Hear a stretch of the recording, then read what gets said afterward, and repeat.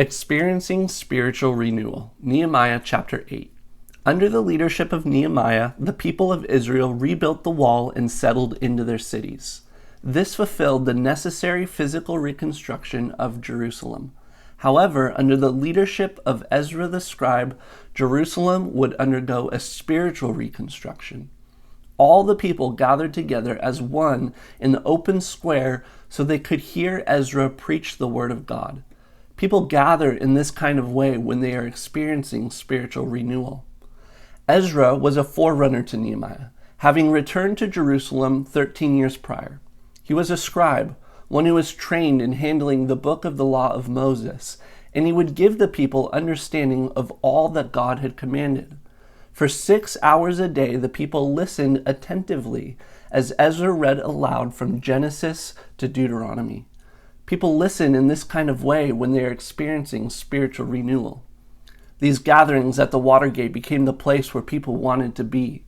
They constructed a platform for Ezra to be seen and heard better, and he had leadership support to his right and left. These practical helps gave support to an atmosphere of preaching, worship, and prayer. The people longed to have a sense and understanding of what they were hearing, and the leaders did everything they could to facilitate that. People help one another in this kind of way when they're experiencing spiritual renewal. The more that people understood what they were hearing, the more they were cut to the heart. Conviction set in so deep that people began to weep. They realized what they had been missing out on with the Lord. As weeping filled Jerusalem, the loving and wise leaders instructed the people to turn their mourning into laughter.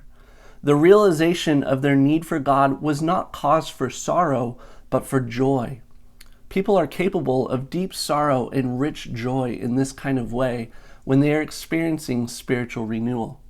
As days went on, fathers came out to hear Ezra explain the Word of God.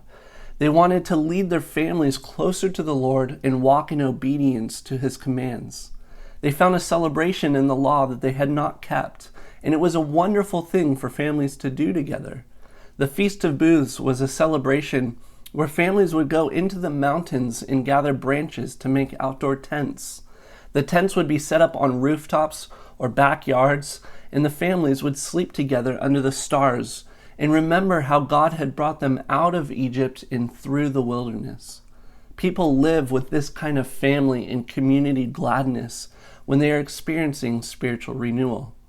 Day by day, the people continued to live in this time of spiritual renewal. They sustained this season by continuing in the Word of God and assembling together as God had prescribed His people to do.